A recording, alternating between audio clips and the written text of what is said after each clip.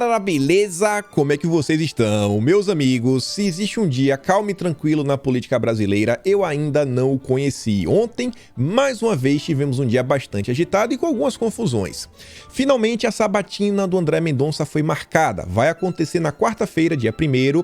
A gente vai falar bastante sobre isso, trazer as últimas informações. Já temos até o nome do relator, quer dizer, na verdade, da relatora. Vamos falar o que ela pensa do governo, o que ela pensa do Mendonça, como o governo está olhando para a situação, as últimas movimentações do governo e até do Pacheco. Mas a confusão mesmo do dia de ontem foram dois assuntos. As prévias do PSDB, que a gente já fala, e a Sarah Winter. Ela reapareceu em duas entrevistas, a gente vai comentar bastante sobre isso e, na pior ou talvez na melhor das hipóteses, ela já entrou em contradição, tem muita coisa pra gente falar. E sobre as prévias do PSDB, o João Dória venceu, e agora, tá? O que é que a gente pode esperar disso? O que isso vai impactar nos planos de Bolsonaro para o estado de São Paulo, pintura do Tarcísio, o apoio do PL, e aí o Dória vai ser candidato, vai ser vice do Moro, e o Sérgio Moro, também temos informações sobre ele. Durante as prévias ontem teve até uma confusão, que apareceu uma figura conhecida, a gente já falou bastante sobre ele assim, em vídeos, é do Tucanato Paulista, um rapaz que tem envolvimento inclusive com a nova Rota da Seda, lá do Partido Comunista de um certo país, né, dos chefes do senhor João Dória. Tem mais alguns assuntos pra gente falar, outras coisas ligadas ao Sérgio Moro, falar rapidamente do Ciro Gomes, espero que dê tempo de falar do carnaval, mas deixa lá pro final do vídeo, se der, deu, se não der, bom, depois a gente comenta. Mas vamos começar aqui já falando sobre o André Mendonça. Informação saiu ontem no início da noite. Se eu não me engano, o primeiro grupo que eu vi noticiar foi a CNN, depois todo mundo saiu trazendo novas informações. E tá aqui a matéria da UOL. Alcolumbre marca a sabatina de André Mendonça para quarta-feira, dia 1º de dezembro. Se vocês repararam, Mendonça tá com um estilo diferente, né? Colocou um cabelinho, era meio carequinha. Ficou bacana, ficou bacana. Brincadeiras à parte, a relatora designada é a Elisiane Gama. É evangélica, assim como o Mendonça. Estava durante a CPI da pandemia, é do Cidadania, um partido de esquerda, extremamente crítica ao governo, mas parece que não fará tanta resistência junto ao nome do André Mendonça lá na CCJ. Elisiane Gama será relatora da indicação de André Mendonça ao Supremo em comissão no Senado. Ela é evangélica, teve atuação de destaque na CPI da pandemia. Durante uma sessão da Comissão Parlamentar de Inquérito, a parlamentar afirmou considerar promíscua a relação entre o governo Bolsonaro e a igreja. Muito crítica. Só que o mesmo grupo de informação, o Globo, lá na coluna da Bela Megali, fala o seguinte: senadora Elisiane Gama será relatora da sabatina de André Mendonça no Senado. Ela é evangélica, como Mendonça, e apoia que ele ocupe a vaga no STF. Ela, porém, é oposição ao governo Bolsonaro e se destacou por sua postura combativa na CPI.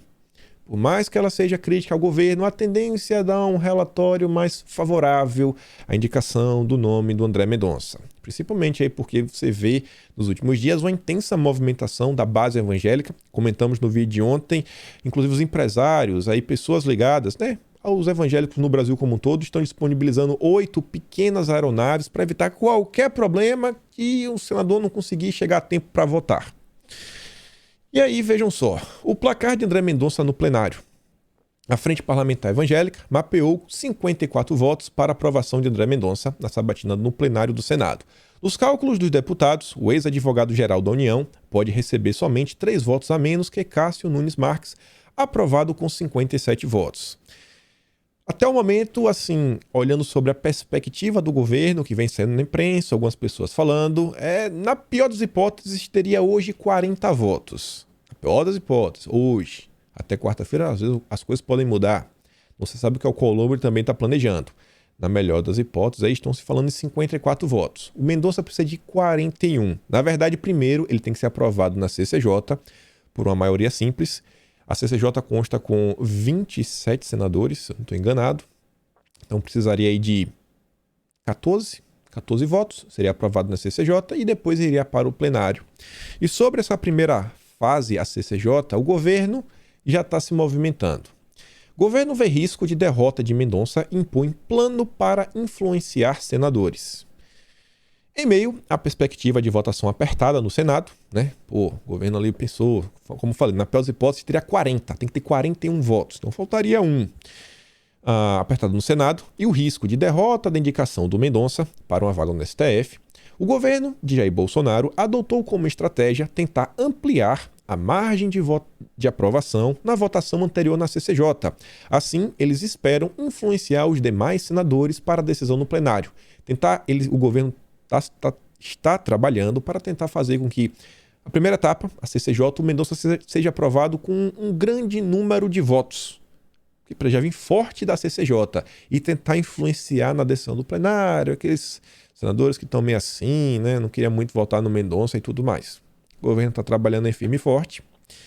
E o Pacheco, por outro lado, já está sondando os senadores sobre efeito de rejeição de André Mendonça. Esse aqui ainda é o cenário mais improvável. Saiu também na imprensa recentemente que o Aras foi avisado assim que o Mendonça vai ser aprovado, pode tirar o cavalinho da chuva. Mas o Pacheco tá aí, né? Tentando saber como pensam os senadores. Pacheco sabe que na prática a decisão seria inédita. Houve um rejeitado há mais de 100 anos no governo de Floriano Peixoto e, portanto, teria um significado político grande. Seria um sinal, ainda mais forte, do desprestígio de Jair Bolsonaro no Senado e, na prática, o empoderamento dos senadores para escolher quem seria o novo indicado. Afinal, o presidente não escolheria alguém com chances de ser vetado pela segunda vez. Acho esse cenário o mais improvável de todos, mas política no Brasil, acho que qualquer coisa é possível. Até a vaca voar no Brasil, eu não duvido mais. Não duvido mais. E aí vamos falar de uma confusão que tivemos ontem. A Sarah Winter, ela voltou. Deu 2 entrevistas. A primeira entrevista que ela concedeu foi para o UOL. Não foi nem ontem, na verdade, acho que aconteceu anteontem, mas saiu ontem no início da manhã. A gente vai trazer essa entrevista, comparar algumas informações. E no início da tarde, o Paulo Briguet publicou lá no Brasil Sem Medo, um jornal à direita, uma entrevista exclusiva que eles fizeram com a Sarah Winter. E vejam só. Sarah Winter, eu estou cansada de covardes. Alguns dias atrás, a Sarah foi procurada por um repórter da Isto É, aquela revista que colocou um bigodinho, né, lá do alemão, no rosto do presidente Bolsonaro, culpando pelos óbitos da pandemia. O jornalista procurou a Sarah, queria falar sobre Winter, e Sarah aceitou. Ela está profundamente magoada, não apenas com o governo Bolsonaro, mas também com a direita brasileira em geral. Diz ter sido abandonada pelos antigos companheiros, então resolveu dar uma longa entrevista a Isto É, no brechó de sua mãe, em São Carlos, sua cidade natal. Vocês devem ter visto alguém, né? Porque teve algumas pessoas falando que a Sarah não deu entrevista. Não, a Sarah desmentiu. Parece que o que ela falou, na verdade, é assim, que alguns pontos foram exagerados. Mas a Sarah, sim, ela deu entrevista para a Isto É. Talvez a Isto É distorceu. Minha entrevista para a Isto É foi um erro. Confirmou então, realmente teve entrevista para a Isto É. Infelizmente, caí no conto do jornalista que disse que me ofereceu espaço para falar sobre minha carreira no futuro. Atribuo esse erro à minha ingenuidade momentânea e a certa carência pelos espaços para os presos políticos na direita. Então, assim, a culpa é porque, não sei, os veículos não estão dando espaço. Mas os jornais que nós temos, assim, na direita que eu vejo, é o que? O Brasil Sem Medo, tem o Gazeta, o Jornal da Cidade. A direita não tem muitos espaços assim, né? Normalmente o pessoal se comunica nas suas redes e recebe um certo apoio. Assim, essa justificativa, beleza. A justificativa dela. E assim, ingenuidade nesse momento. Beleza, pode estar passando por problemas. É uma pressão grande. Pô, eu nunca fui preso, acho que a maioria de nós, ninguém nunca foi preso para saber quanto isso impacta na vida, né? Pô, a senhora ficou presa aí por um período de tempo considerável, mas para uma pessoa que se diz professora de política e tal, que sabe como resolver algumas coisas que ela fala durante a entrevista ao UOL, fica assim, pô, ingenuidade nesse momento. Me considero muito inteligente no que concerne a desinformação, mas nesse caso errei. A Isto É se fez de boa amiga acolhedora, exatamente o papel que a direita deveria ter feito e eu caí direitinho. Se até eu, que sou extremamente experiente, caí no conto, imagine quantos jovens ingênuos são cooptados com as mesmas técnicas. Aí continua a entrevista. Segundo a Sarah, suas palavras foram distorcidas. Pelo texto da Isto É, depreende-se que a deputada Bia Kicis e o ministro Augusto Heleno foram artífices e estrategistas do acampamento dos 300, o que é absolutamente falso. Sara conta que Bia Kicis visitou o acampamento e aconselhou os integrantes do movimento a não atacarem o então presidente da Câmara, Rodrigo Maia, com quem o governo buscava algum tipo de entendimento na época. Segundo Sara, a Bia teria dado algumas sugestões aos organizadores do acampamento, mas não participava das decisões do grupo. Trocaram mensagens, Bia conseguiu uma reunião do grupo com a Secretaria de Segurança do Distrito Federal e, numa visita ao acampamento, disse em público aos manifestantes que deveriam evitar ataques às instituições ou a defesa de ideias como intervenção militar, o fechamento do Congresso, coisas assim nesse âmbito, e que se saiba, nada disso é crime. Há um ponto de divergência. Aqui já começa uma certa confusão. Nas versões tanto da Bia quanto da Sara Winter. Bia Kicis afirma que não cedeu nenhum assessor para atuar no acampamento. Já a Sara diz que o assessor Evandro Araújo esteve por um mês com os 300. E aí, ao Brasil Sem Medo, o Evandro deu a sua justificativa. Eu participei presencialmente do acampamento 2 dias. Depois, auxiliei 3 ou 4 dias à distância. Então, teria 7 dias, não teria 30, como a Sara pontuou. Resolvi colaborar por uma iniciativa pessoal, nunca liderei nada. Depois de alguns dias me afastei, até mesmo saí de todos os grupos de WhatsApp. Quando ocorreu aquela manifestação com tochas na frente do STF, eu já estava totalmente afastado do movimento. Lamentavelmente, meu nome foi parar no inquérito do STF, a Globo associou meu nome a KKK, entrei com o processo e a Globo foi condenada, em primeira instância, a me pagar 40 mil. Parece que só um crime descrito nessa fala, o de calúnia, e não foi cometido pelo assessor da Bia. Tem alguém aí distorcendo. Talvez a Sara, né, aumentou um pouquinho assim quando disse que o cara passou lá um mês. Parece, né? Passou um mês lá. Quanto ao general Heleno, esse daqui para mim é a melhor parte, porque a entrevista que ela concedeu para o UOL desmente o que ela está falando no Brasil Sem Medo. A Sara diz que ela e mais alguns líderes dos 300 foram convidados para uma reunião lá no Gabinete de Segurança Institucional. Segundo a Sara Winter, a reunião durou 2 horas e, na maior parte do tempo, o ministro narrou episódios de sua vida como militar e conselheiro político. Ela não teria até mesmo reclamado que Bolsonaro não ouvia seus conselhos. Por fim, o Heleno solicitou a eles que poupassem Rodrigo Maia de suas críticas. O foco das críticas deveria ser o STF, não a instituição, mas as ações de seus integrantes. Segundo ela, o Heleno solicitou que o foco deveria ser direcionado para os integrantes do Supremo. Também não há nenhum crime aí. Sara Winter, como já sabemos, está magoada. Sente-se abandonada pela direita e pelo governo. Diz que Bolsonaro abandonou as pautas conservadoras que o elegeram. A gente também já viu esse discurso em várias outras pessoas. Está assim crescendo nas redes sociais, aí, principalmente de um certo grupo. E diz que em 2022 provavelmente estará fora do Brasil. E diz que é o seguinte: se o Abraham ou Ernesto fossem candidatos a presidente, eu votaria neles. Mas eles não são.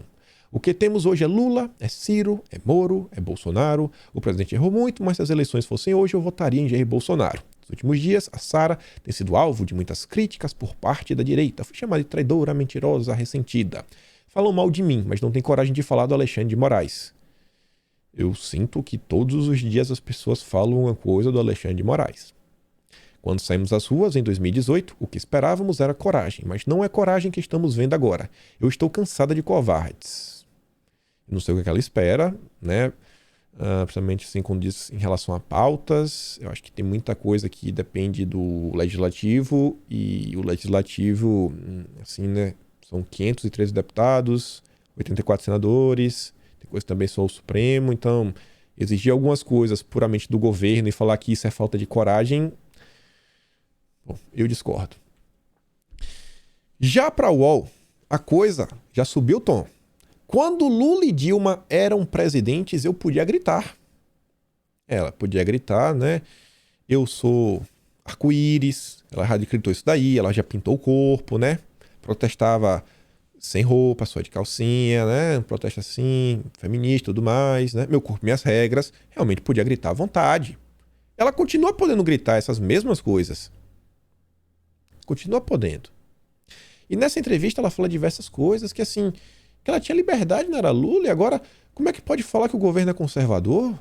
Como é que pode falar? Porque se fosse o governo conservador, não estava do jeito que as coisas estão. Ela não estava sendo calada. Ela está sendo calada, ela não pode mais comentar sobre nada. Claramente não tem mais nenhum conservador no governo. A gente vai mostrar alguns vídeos, alguns recortes. A Elisa traz a pronto. Foi Bolsonaro que proibiu a conservadora de gritar. E o Carlos Bolsonaro comenta, podia gritar que queria castrar Bolsonaro e hoje continua na mesma linha. Mas com mentiras e colocações piores. Sempre teve método. Eu vou trazer aqui algumas perguntas e um pequeno resumo. A Sara fala que já está meio que de mudança para o México. Ela conta que foi contratada pelo Instituto de Investigação Social para o cargo de diretora de projetos. No site da instituição, Sara é anunciada como instrutora no curso Meu Corpo, Minhas Regras, Implicações Bioéticas e seus conflitos nas relações internacionais. É também apresentada como mãe católica, devota, formada em relações internacionais e pós-graduada em ciência política. E para mim a melhor das perguntas foi essa daqui, ó. Em entrevista recente, a Isto É, você afirmou que o ministro general Heleno deu orientações para que os 300, lá de Brasília, parasse de criticar a imprensa e o então presidente da Câmara, o Rodrigo Maia, e direcionasse todos os esforços contra o Supremo, o que ele nega. O que de fato foi pedido? E aqui tem a resposta da Sara, e eu coloquei de novo a matéria do Brasil Sem Medo do que ela fala para o jornal. Não partiu dele. O general já tinha chamado a gente para uma conversa e essa informação já existia desde outubro do ano passado. Eu e mais 2 pessoas fomos levadas por carros oficiais ao seu gabinete. Nessa conversa, que durou um pouco mais de 1 hora, ele pediu para a gente largar esse negócio de bater na imprensa e no Rodrigo Maia. E nós, olha só, nós, a Sara e seus amigos, perguntamos se podíamos bater no STF. Então, eles perguntam, e após perguntar, ele respondeu que podia subir o tom com eles. Na minha opinião, não foi uma diretriz. Se não foi uma diretriz, ele não está direcionando nada, ele não está solicitando nada, e foram eles que perguntaram. O que é que a Sara falou na entrevista lá do Brasil Sem Medo? Aqui já em verde, ó, Heleno teria reclamado, né? Pô, que Bolsonaro não ouvia ele, solicitou que poupassem o Rodrigo Maia de suas críticas e que o foco das críticas deveria ser o Supremo, na verdade, seus integrantes. Heleno solicitou a eles que poupassem o Rodrigo Maia, o foco das críticas deveria ser o Supremo. Aqui está dando a entender que o Heleno solicitou que eles focassem no Supremo. E aqui ela está falando que foram eles que perguntaram para o Heleno se podia falar do STF e, segundo ela, não era uma diretriz. Tá entrando em contradição. Tá meio estranho, né? Tá meio estranho. E quando tinha mais nossas ações, a gente ligava para um servidor de dentro do gabinete para perguntar o que podia fazer. Então nunca teve nenhuma instrução, né, vindo desse pessoal. E aí a Sara fez aqui ela falou uma coisa, eu fiz um recorte aqui do vídeo, a gente vê aqui, olha só. Não tem mais conservador no governo. Esse governo não é conservador porque não tem conservador trabalhando lá. Então hoje, eu acho que o governo Bolsonaro ele foi uma grande ilusão para os conservadores. Nada do que nós esperávamos que fosse feito foi feito. Pautas anti-aborto, anti-gênero, com relação à liberdade de expressão. As coisas só pioraram. Com relação à liberdade de expressão, ó, peraí.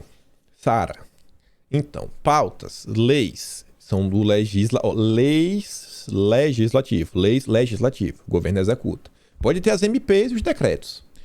Sobre liberdade de expressão, não sei se a Sara acompanha, mas recentemente teve a MP da liberdade de expressão, que veio através da Secult, do Mário Frias e do André Porciúncula.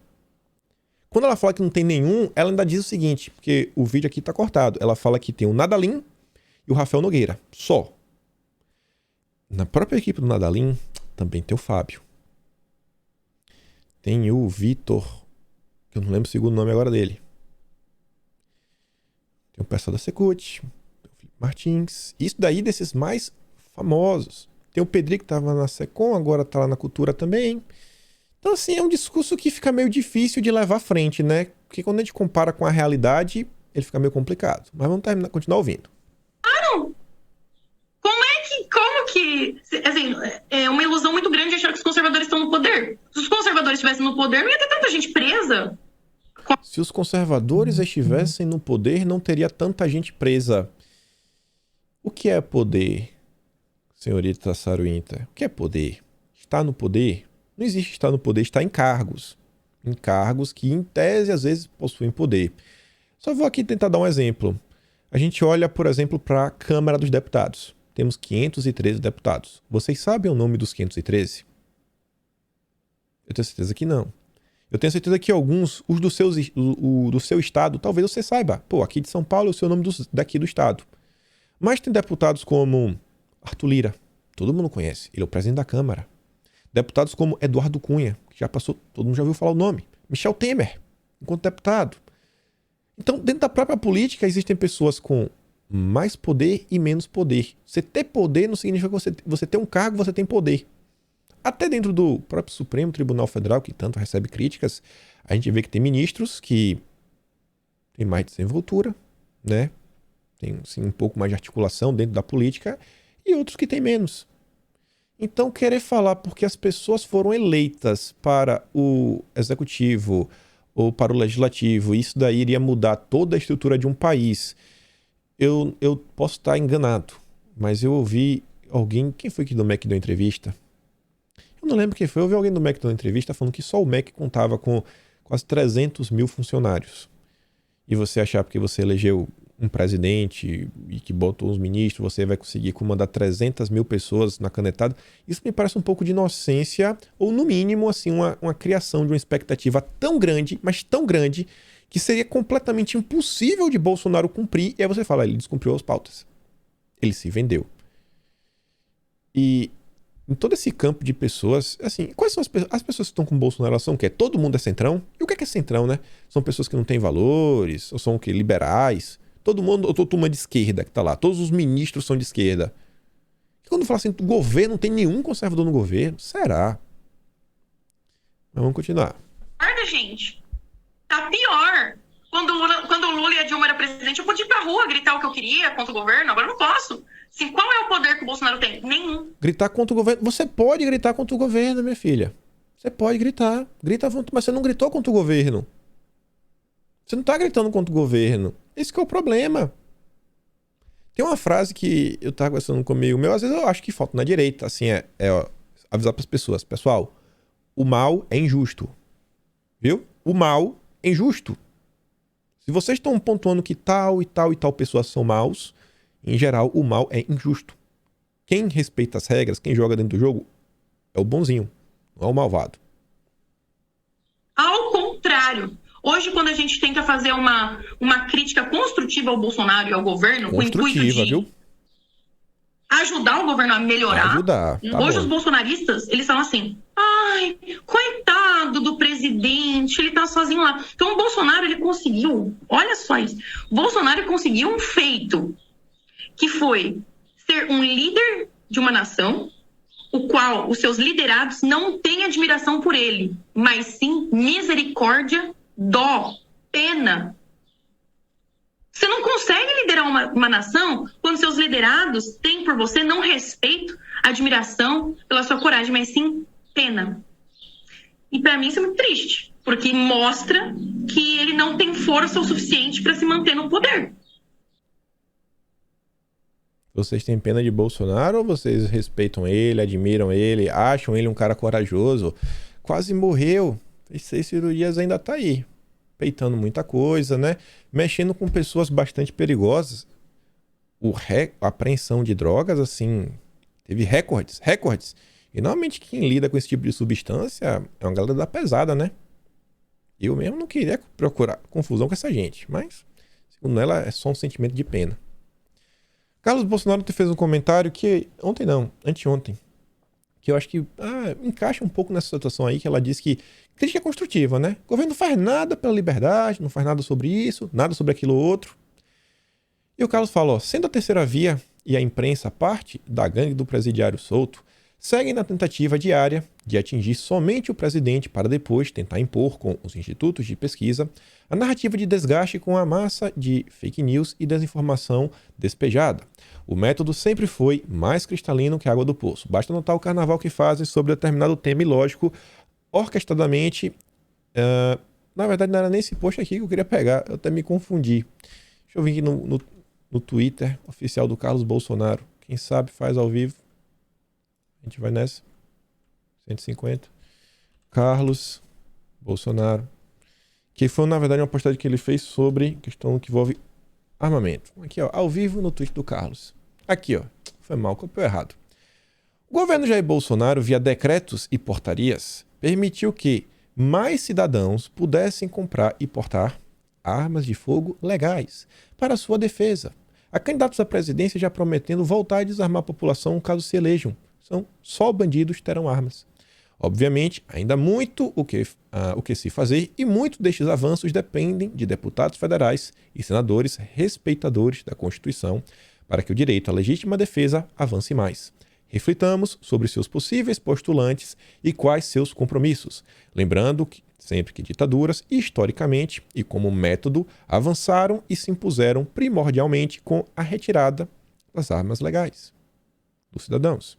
Então, o governo Bolsonaro, enquanto o executivo, com os instrumentos do executivo, entrou com portarias e decretos. Se quer algo maior, a gente precisa de projetos de lei. Então, a gente depende do legislativo. Então, isso não me parece uma crítica construtiva. Isso só me parece uma coisa assim meio histérica. Uma coisa meio histérica. E aí eu quero voltar aqui na postagem da Mônica Bergamo, olhando o que ela falou, inclusive, para o Brasil Sem Medo. A Sara, na época, ela que teve a entrevista da Isto É, ela falou o seguinte, ó, mentira, na postagem da Mônica Bergamo, e trouxe um no Instagram falando, ó, todo mês a imprensa inventa uma mentira sobre mim e todo mês a direita me cancela porque acredita na imprensa que ela mesma chama de mentirosa. Bom, você deu a entrevista para a Isto É, né, o que está pelo menos apontando. Talvez o conteúdo da Isto É que foi a mentira. E a Mônica Bergamo falava o seguinte, ó, grave, Sara Winter, ativista bolsonarista arrependida, conta como o general Heleno, de dentro do palácio, orientava os radicais a atacarem o STF. Ele pediu para deixar de bater na imprensa e no Maia e redirecionar todos os esforços contra o Supremo. Vamos lembrar o que ela falou aqui? Heleno solicitou que poupassem Rodrigo Maia de suas críticas, o foco deveria ser o STF. Então, me aparenta que o que ela contou para o Brasil Sem Medo é exatamente o que ela falou que a Mônica Bergamo mentiu. Tá meio confuso. Tá meio confuso. Enfim. Eu acho que o tempo foi passando. Algumas pessoas começaram a discordar do movimento que ela estava encabeçando e tudo mais. Não é só uma crítica porque ela está contra Bolsonaro nem nada. As pessoas às vezes podem ir mudando de opinião, mudando as percepções, começam a olhar para a situação e outra fala, pô, acho que não é bem assim que as coisas vão se resolver. Acho que está passando um pouco do ponto. Acho que agora ficou bem claro aí tudo que está acontecendo nesse âmbito. E quando ela fala assim que ela talvez foi um pouco ingênua, quero mostrar aqui questão em números. Como às vezes a ingenuidade pode causar problemas. Isso aqui são postagens de pessoas todas da esquerda, pegando a situação da Sara para causar comoção. Bomba, Sara Winter delatou todo mundo na Polícia Federal, confirmou tudo o que disse na entrevista e falou ainda mais. 10 mil curtidas, 1.700 compartilhamentos. Vocês acham que essas pessoas vão parar para tentar olhar o outro lado? Você imagina como as coisas são, né? Telefone sem fio. Desse tweet, que já está diferente, em tese do que ela falou, do que o pessoal vai pegar isso daí e vai passar a informação à frente. Imaginem quantas pessoas, sabe, não vão distorcer os fatos. Porque ela foi ingênua. Só a postagem da Mônica Bergamo, quase 24 mil curtidas, 6.200 compartilhamentos, 2.100 comentários. Aí vem o Renato Azevedo, Carlos Aratini, Kim Kataguiri, Ivan Valente. Você tem que pensar bem quando a gente fala, porque o impacto disso, e a maior parte dessas pessoas, elas nunca irão ter a oportunidade de parar, sentar para olhar o outro lado. Tem que pensar bastante antes de fazer qualquer tipo de afirmação. E só para fechar o tema, mais uma vez, é porque eu pego demais no pé, né? Sem motivo, sempre é sem motivo. Teve essa postagem aqui do dia 20, que foi quando tudo aconteceu, Que a Renata fala o seguinte: é o filho do mensaleiro do PTB tentando dizer que a tal Kay, a Bárbara, estava mentindo sobre a entrevista que a conservadora Sarah Winter deu, acusando o governo de ser o mandante das barbaridades que ela cometeu. Tentaram fazer isso com Kim Paim outro dia. Aí a Renata diz: esse é o PTB. A Bárbara trouxe essa postagem. Não sei por que a Sarah está fazendo isso agora, mas sei quem a está apoiando nesse momento. Mostrando lá o pessoal, apoiador do Lula, adorando a entrevista. Falar até papagaio fala. Engraçado que ela teve os celulares e o computador apreendidos e ninguém achou nada. Tempo depois, não, peraí. Lembrei um negócio aqui cabuloso. Aí, o filho do Roberto Jefferson, ele deletou a conta, ele sempre faz isso. Ele vai depois apaga a conta e diz, ó. E tem mais. Será que é ela mesmo? É ela confirmou, viu? Ela confirmou, viu, Robertinho? Ou armaram para ela? Não, ela deu. Porque o Kim Paim distorceu uma carta do meu pai. Normalmente eu sempre trago aqui as matérias da imprensa. Retirou 5 palavras. Foi a Rede Globo que se tirou. Isso tá com cara de vocês mesmos terem feito isso para denegrir ainda mais a imagem dela. O PTB sempre tentando imputar crime em pessoas, né? Cara, já tentaram fazer de tudo contra mim, mas depois eu fico pegando no pé. Esse é o grande partido conservador do Brasil, que se você criticar é porque você é um apoiador do Centrão. Se você critica esse tipo de postura é porque você, né, é um apoiador do Centrão. Essa é a narrativa que eles criam e fomentam o tempo todo. Enfim. Vamos falar um pouco de política. Tá, para mim tá certo já. Mais uma matéria, a gente já falou sobre isso. Magno Malta vai ser o candidato de Bolsonaro pelo Estado do Espírito Santo para o cargo de senador em 2022. Para Bolsonaro, um de seus ministros será coringa eleitoral em 2022. Tá falando do Gilson, a gente já sabe que o Gilson vai ser candidato. A única novidade é que Bolsonaro está falando que o Gilson talvez seria uma espécie de coringa. Ele podia colocar o Gilson em qualquer lugar, em qualquer posição, e o Gilson poderia jogar. Ele acha que o Gilson pode se candidatar talvez não só para Senado, governador, como em Pernambuco, como para outros estados. Jorge Seife, aqui é a única coisa que parece que está certo mesmo, não será senador, o que pode indicar que o Luciano Hang será o senador por Santa Catarina, o Jorge, deputado federal, e o Jorginho Melo, candidato ao governo do estado. Então, Santa Catarina teria representantes em todas as esferas. Saiu uma matéria interessante. A gente falou do Zema e falou, ó, olha como o Zema tá jogando. Aquela conversa mole, sabe? Vê se não tá fazendo exatamente tudo que um candidato deveria fazer para tentar se cacifar. Óbvio que a gente não quer. A gente quer que o Zema, né, pô, ele tenha postura e mostre que ele é uma pessoa que sabe o que tá acontecendo no país. E se posicione, né? Fala, não, cara, eu não vou ficar de conversinha mole aqui com o Sérgio Moro, muito menos aí com tucanos e tudo mais. Mas enfim, olha só. Favorito para 2022, Zema vê aprovação em alta e assédio de presidenciáveis. Falando, né, que algumas pessoas estão procurando o Zema, altas chances de vitória. Nas últimas pesquisas que saíram, verdade ou não, o Zema já aparece com 46,5% dos votos. Está virtualmente eleito. Virtualmente eleito. Então, quem não gostaria de receber o apoio do Zema? E houve conversas que o nosso lado, né, o governo, o lado do Bolsonaro, não só está preocupado com o Senado, com alguns cargos de governadores, a montar uma bancada, mas também ouvi que o pessoal está se movimentando, inclusive, no âmbito de um estado ou outro tentar ver se coloca até um vice numa chapa. Não sei se isso aqui seria aplicável a Minas Gerais, mas ouvi assim de fontes confiáveis, bastante confiáveis, que o governo Bolsonaro também está olhando aí, ó, pô, qual estado aqui tem um nome bacana que a gente talvez pudesse colocar um vice. E aí poder realmente fazer parte do governo. Talvez o governo do Zema seja um e Bolsonaro sentasse aí para conversar para ver. E Zema aí só vai deixar para março, né? Não, o novo tem candidato, tem lá o W, eu vou ficar aqui, não vou fechar com ninguém, só valorizando o passe dele. Ninguém é besta, ninguém é besta. Falando em pesquisa aqui de forma bem rápida, o Antônio Tabet, que é do Porta dos Fundos, um canal aí de humor da extrema esquerda brasileira, 3 milhões de seguidores no Twitter, fez uma pesquisa, já tinha quase 200 mil votos, e Bolsonaro vencendo com 45% dos votos. Nada, né? os bolsominions, bolsonaristas, a direita, os conservadores, ou como você queira chamar, ainda tem, né, algum engajamento nas redes sociais. Vamos lá, votando, ou talvez isso aqui seja realmente a maioria da população brasileira. Isso é uma matéria interessante sobre os republicanos, que é membro do governo Bolsonaro e mostra como, assim, dificilmente o Bolsonaro teria um partido perfeito nesse presente momento da política para falar, não, tá tudo ótimo aqui, não vou ter dor de cabeça. Republicanos devem descartar candidaturas a governador.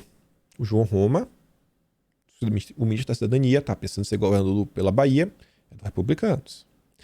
A estratégia, que evitaria palanques estaduais com laços mais explícitos com Bolsonaro, foi discutida numa reunião no fim de outubro entre dirigentes locais do Republicanos e o presidente da sigla, o Marcos Pereira. No encontro, o chefe da legenda sinalizou que a prioridade no ano que vem serão as candidaturas a deputado federal e ao Senado, que impactam na distribuição do fundo eleitoral. Os partidos os partidos que abrirem mão de cargos no executivo terão a tendência de ter o maior poder político em mãos. Porque o poder não está nos executivos. O executivo é importante, mas Câmara, Legislativo é onde está, né, a joia da coroa. Por isso que você vê o Kassab tentando colocar um vice ali, um governador outro que ele sabe que tem chance de levar. Mas o foco do Kassab, Câmara. O PSB vai ter candidato a presidente. Bota um vice aí na chapa do Lula. Tem 5 governos ali que ele quer levar, porque ele vê que tem bastante chance, tem força para levar. Não quer abrir mão. Mas foco na Câmara. O PT já falou, ó, abre mão dos estados, foca na Câmara, frente ampla. Os políticos, a classe política, né, mais do que nunca, principalmente dessa mudança nas regras eleitorais de financiamento, quando agora é tudo fundo partidário e é proporcional ao número de deputados, aí é que todo mundo realmente se preocupa muito mais na hora de eleger o legislativo. E aí, trata de uma reconfiguração do perfil dos republicanos que ambiciou eleições ao executivo em capitais e governos estaduais após eleger o Marcelo Crivella à Prefeitura do Rio de Janeiro em 2016. Na época, Pereira previu até mesmo a chegada de um evangélico à presidência da República. Mesmo com foco no legislativo, em pelo menos 4 estados, Bahia, Rio Grande do Norte, Minas Gerais e Santa Catarina, há pré-candidatos do Republicanos a governador. Reservadamente, integrantes da sigla avaliam que as candidaturas têm poucas chances de prosperar. Por pressão de Bolsonaro, o PL baiano já ensaia um recuo na aliança que havia costurado com o ACM Neto. Os republicanos, por outro lado, a desfiliação de Roma é que passou a ser considerada como forma de manter o acordo atual com o DEM. Reservadamente, pessoas ligadas aos republicanos também afirmam que há conversas com o Jacques Wagner do PT, que tenta atrair o partido para a chapa petista. Republicanos foi aliado do PT baiano nos 2 mandatos do Wagner como governador e afastou-se na atual gestão de Rui Costa, mas segue tendo quadros com afinidade com o senador petista. A situação na Bahia tá ruim, viu? A situação na Bahia tá ruim. Na rede social tem um vídeo que viralizou do deputado federal, que é o Igor Canário. Tá lá, todo tatuado, ó. Fogo na Babilônia.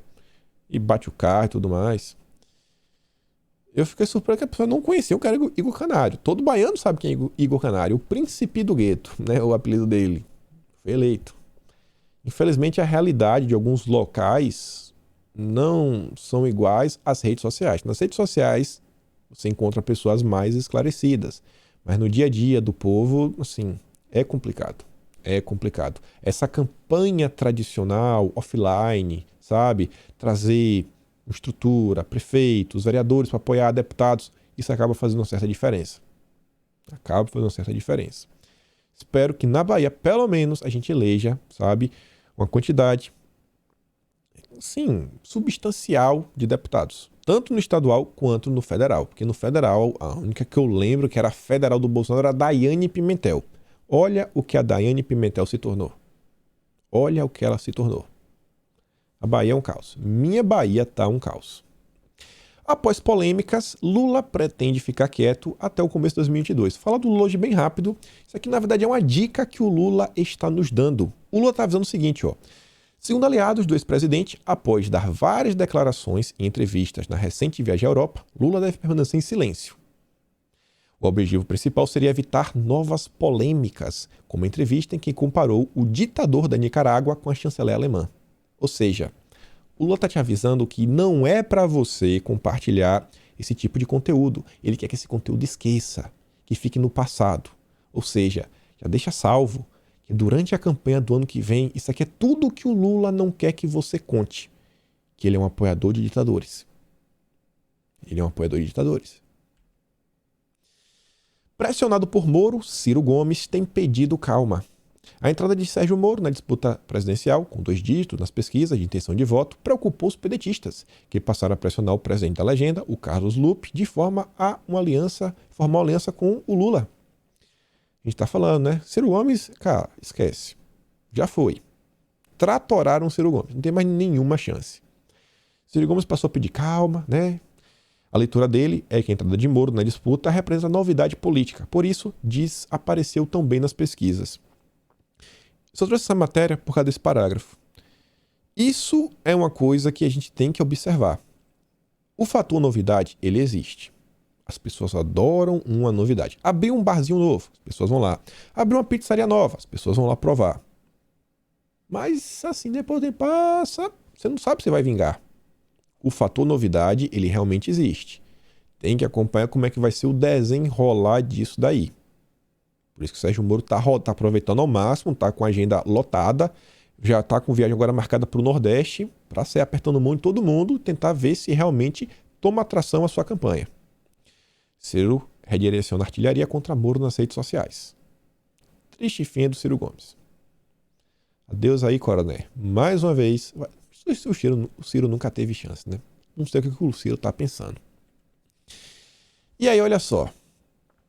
Quando a gente vê o presidente, sempre defendendo a liberdade, Sérgio Moro já tá avisando, né? O que ele pensa. A confirmação de uma nova cepa disparou o alerta. Para evitar novos contágios e paralisação da economia, o Brasil deveria exigir a imunização para todo ingresso de estrangeiros no país, além do PCR. Outros países exigem de brasileiros o passaporte. Ele quer o passaporte. O Moro está mostrando, tem que ter o passaporte.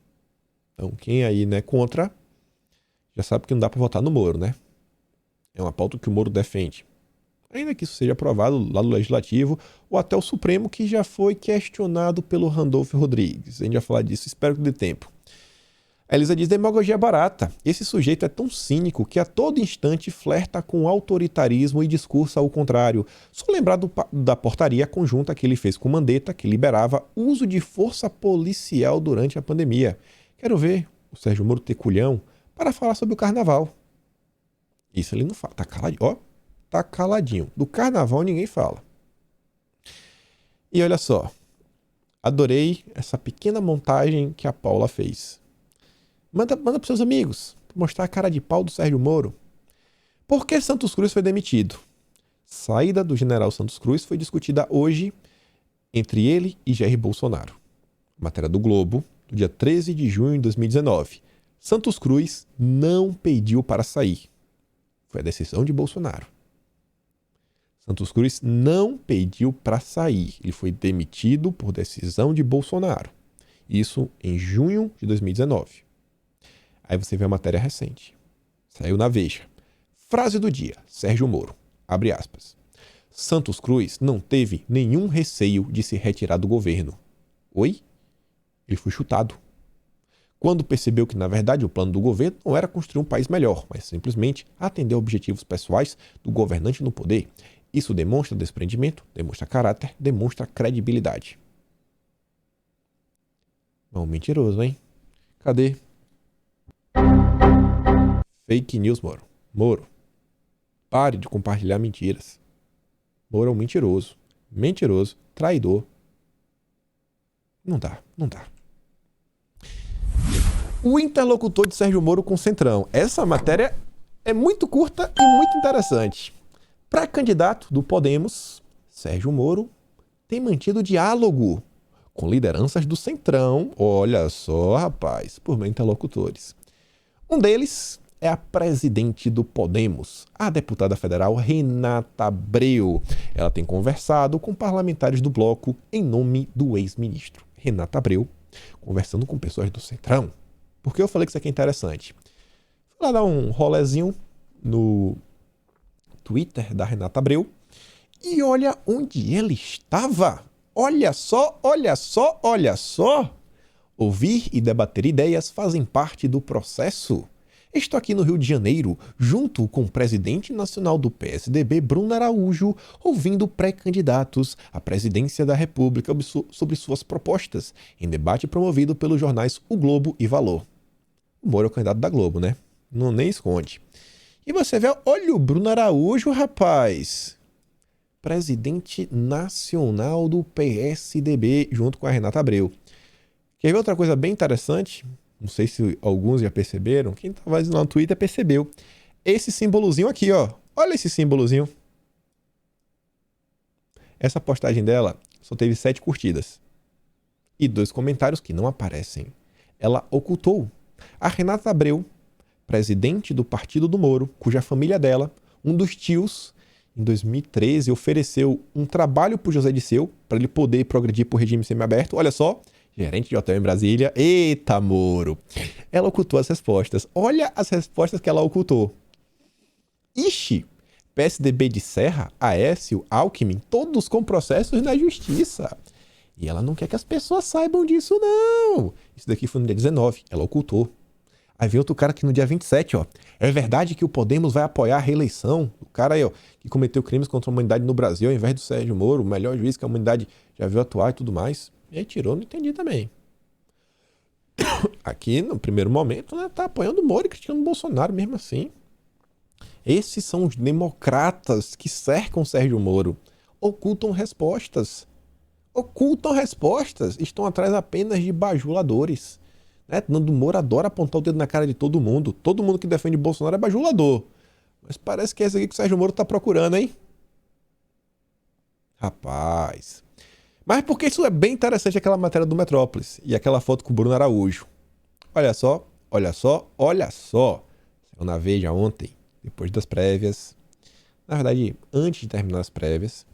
Moro não é adversário do PSDB, diz o Bruno Araújo. Eu fiz questão de destacar, para o tucano, Moro joga no mesmo campo do PSDB. E fica melhor.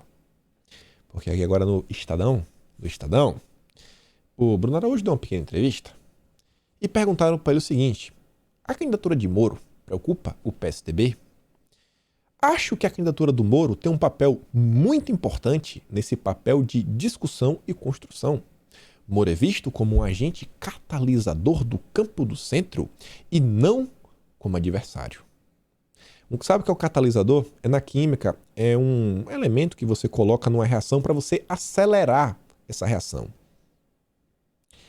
Ele é visto, no caso, o Moro é visto como um protagonista que vai jogar junto para permitir que haja um segundo turno diferente dessa polarização. Lula e Bolsonaro. Meu Deus, né? Que declaração de amor entre tucanos. Nossa, olha, se bicando. Bicos de amor, bicadas de amor. Ah, Moro nunca escondeu, né, que era tucano. Foi pro Podemos para tentar disfarçar. Mas aí o presidente nacional do PSDB, Moro é nosso aliado. Desde o Banestado. Ninguém nunca foi preso. Já viu? Esse Moro não é mole não, viu? Nunca nem melindrou o Fernando Henrique Cardoso. E aí tivemos as prévias. O Dória levou. Tratorou o Eduardo Leite. Dória escolhido nas prévias como pré-candidato do PSDB à presidência da República. E embaixo você vê, o Dória terá o desafio de manter partido unido e aplacar debandada de deputados. Gente, vejam só como são as coisas. O João Dória, ele conseguiu destruir o PSDB. Parabéns, João Dória. Ele tem que receber os parabéns. O Dória conseguiu destruir o PSDB. O Dória, ele vem para a política por causa do Alckmin. Não pode esquecer, o Alckmin é aí o... Como é que a gente pode falar? A mãe do Dória. O Alckmin é a mãe do Dória. Pariu o Dória para a vida pública. O Dória trai o Alckmin. O Dória destrói o PSDB, briga com a Aécio, tenta expulsar o grupo. deu 1-0 nos grandes caciques históricos aí, né? Tasso Gereissati, tava apoiando o Eduardo Leite. E levou. O partido saiu menor do que nunca. Dória vai conseguir realizar um grande sonho dos brasileiros. Por fim, ao PSDB. A era tucano-petista tá cada vez mais improvável, porque nem o PT mais agora tá vendo chance do tucanato avançar. E, olha só, é dura a vida dos forecasters, pessoal que faz previsões. Nova pesquisa da Eurásia prevê vitória de Eduardo Leite em prévias do PSDB. Saiu em vários locais. E Eduardo Leite perdeu. O Eduardo Leite perdeu, amigos. Perdeu. E o Renato pergunta, né? Quanto tempo até o Maynard dizer que o Dória deveria ser o vice do Sérgio Moro? E, gente, sobre isso, eu não acho que o Dória ele estaria disposto a ser vice do Moro. De jeito nenhum. Eu acho que ele aceitaria o Moro de vice, mas ele ser vice jamais. Não é o perfil do Dória. O Dória é uma das pessoas mais egocêntricas de todo o Brasil, sem esculhambação nenhuma. O cara, ele passa por cima de todo mundo, sem nenhum pudor, sem nenhum ressentimento. Essa vitória do Dória representa que o Rodrigo Garcia ganha uma certa força. Ele vai assumir a máquina do estado de São Paulo nisso ano que vem, então talvez possa crescer um pouco nas pesquisas. E a tendência é que os deputados do PL, a não ser que Bolsonaro aí venha com o nome, que comece a apresentar aí força nas pesquisas, uma indicação aí que vai com certeza ou ganhar no primeiro turno ou vai estar no segundo turno, de que o PL vai continuar apoiando aí, né, o pastor Rodrigo Garcia, essa ala do tucanato. Isso também vai fazer com que o Geraldo Alckmin saia do PSDB, agora é uma certeza, o Alckmin vai sair, e vamos ver para qual lado ele vai. Se o Alckmin vai para o União Brasil, o Alckmin meio que deve apoiar o Moro. E isso meio que geraria uma certa impossibilidade do Moro fechar qualquer tipo de apoio com o Dória. Então teria uma fragmentação da terceira via, por conseguinte, aí reduz para negativo. 0 chances de não ter o segundo turno Lula-Bolsonaro. A única chance é a terceira via toda unida. Se o Alckmin vai para o PSD do Kassab, aí ele vai apoiar o Lula, com certeza, porque está com o Kassab. União Brasil pode apoiar, está apoiando aí tanto o Dória quanto o Moro, e aí fazer uma certa aliança. A movimentação do Alckmin pode, inclusive, dar um direcionamento se a terceira via tem chance ou não de se unir. Vale a pena prestar atenção. Como eu falando, o estado de São Paulo está bem interessante. E falei para vocês que teve um evento assim bem engraçado. Campanha de Leite denunciando ao PSDB fake news que é aliado de Dória. Estão falando que rolou um vídeo no WhatsApp do Marco Vignoli. Marco Vignoli, falando aí que já tinha 5 mil votos computados. O Dória, 9h30 da manhã, e o pessoal falando que isso é mentira, ou ele tem informação privilegiada. Não, isso aqui é mentira e tudo mais. Aí o Marco Vignoli falou que isso aí, na verdade, era só uma estimativa de votos. Pagou de maluco, né? O time do Dória, meu amigo, joga, sabe? O que é que tem que ser feito para vencer? A gente vai fazer. Aqui a matéria pode dar uma lida. Eu ainda quero falar umas coisinhas rápidas hoje, ó. Quero relembrar essa matéria clássica aqui, que o João Dória, ele mesmo escreveu para o Estadão, Estado de São Paulo. São Paulo e os comunistas, uma história promissora. E ele dizia aqui nesse finalzinho, São Paulo reúne condições para tornar um ponto de vanguarda na nova Rota da Seda, movimento de abertura e integração promovido pelo governo do presidente Xi. E o Marco Vignoli vinha, né, para divulgar isso. A gente já leu esse texto aqui completo, aqui, ó. Brilhante artigo do governador João Dória sobre essa relação, né, entre São Paulo e os comunistas. Só para vocês verem, quem não entende muito bem como essas coisas funcionam, aqui um grande exemplo. Outro exemplo de como uma iniciativa, a nova Rota da Seda, né, que é One Belt, One Road, dos comunistas funcionam. Eles financiaram com juros baixos um aeroporto em Uganda, mas o país não teve como pagar. Tentaram renegociar a dívida, mas os comunistas se recusaram, tomando o controle do único aeroporto internacional do país. É uma tática comum nessa iniciativa. Se aproximam de países, ofereceram bilhões com juros baixos, mas já sabendo de antemão que aquele país não conseguirá pagar, metendo nas letras pequenas do contrato cláusulas como essa que deixaram Uganda sem um aeroporto internacional. E eles vão comprando pontos chaves específicos na área de infraestrutura, na área da agricultura, na área de geração de energia, logística, e eles que comandam. Não, você não vai poder vender para tal pessoa, porque o porto é meu. O meu porto não faz entrega nos Estados Unidos. Tipo isso. E é isso aqui, esse tipo de iniciativa que o Dória está tentando colocar o estado de São Paulo. E esse cara que quer ser presidente do Brasil. Já imaginou? Aí, meu amigo, a bandeira do Brasil vai ser mais vermelha do que se o Lula vencer. Isso aqui eu não vou comentar, porque não vai dar tempo. E aqui tinha que fazer um comentário um pouco mais longo. Mas vejam só. Rede do Randolph Rodrigues vai ao Supremo para obrigar governo a cobrar o passaporte. Nos próximos dias, podemos ter mais uma decisão vindo lá de cima falando vai ter que colocar.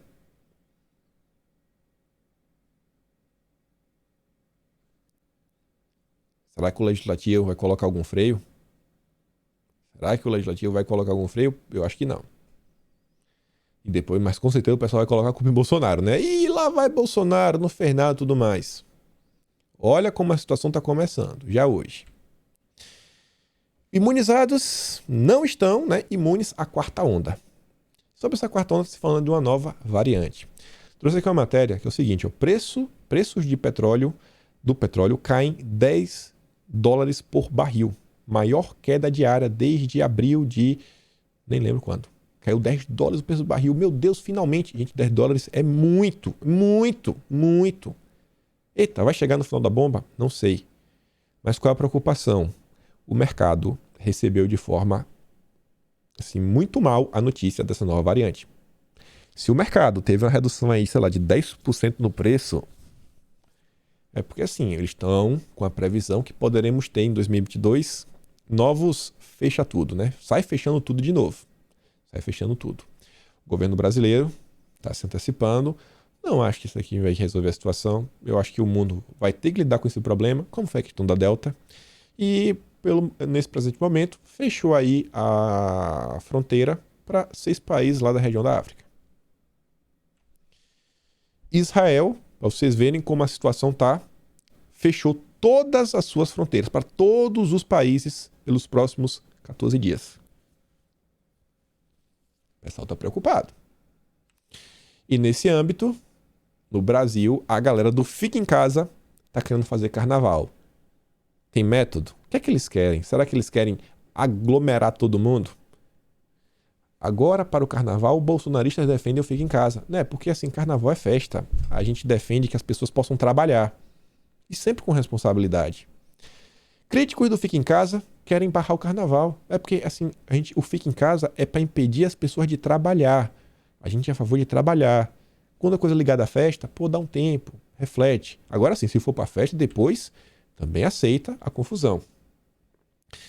Bolsonaro afineta governadores e prefeitos por carnaval em 2022. Eu não vou sair para o carnaval. Pergunte para os governadores. Eduardo Paes, prefeito do Rio de Janeiro, já anunciou. Se eu falar que não, ele vai falar o quê para mim? Que vai cumprir meu decreto? Pergunta para ele e não para mim. Não é a Anvisa que decide? Pergunta para a Anvisa. Ponto final. Eu não tenho opinião. Eu sou o presidente que não tenho como decidir as questões voltadas à pandemia. Quem decide é o Supremo. Vai lá. Vai lá, por mim não tem. Vocês querem fazer, vão lá e faz. Não vou fazer nada. Fechei aqui o Brasil para a África, tá na responsabilidade de vocês. E aí a gente vê, né? Prefeito de São Paulo afirma que cancelar o carnaval hoje é incoerente. Assim como em 2020, né? Enquanto Ásia e Europa já enfrentavam a chegada da pandemia, São Paulo pulava o carnaval. Em 2022 vai ser a mesma coisa. E depois vão tentar colocar a culpa em Bolsonaro. Carnaval de 2022 tem 506 blocos inscritos para desfilar no Rio de Janeiro. Essa é a turma do Fica em Casa. E só para fechar, Brasil está diante da ameaça de ter 50 mil médicos formados por ano, mas sem trabalho para todos. Meu Deus, né? A Bia diz, na visão do Estadão, é melhor ter um déficit de médicos inflacionando seus salários, centralizando vários empregos em um só profissional e deixando os mais vulneráveis sem seus serviços do que criar segurança de disponibilidade desses profissionais jamais vista em nosso país. Né? Essa é a galera da ciência, é a galera que defende a vida, é a galera que quer apontar o dedo para o presidente e culpar ele por todos os óbitos que aconteceram no Brasil. Ficamos por aqui. dá aquela compartilhada no vídeo. Não vai cair tua mão. Pega o link, manda para um amigo seu. E a gente se vê amanhã. Aquele grande beijo, abraço. Vixe, tô errando todas as letras. E tamo junto, meus amigos. Falou.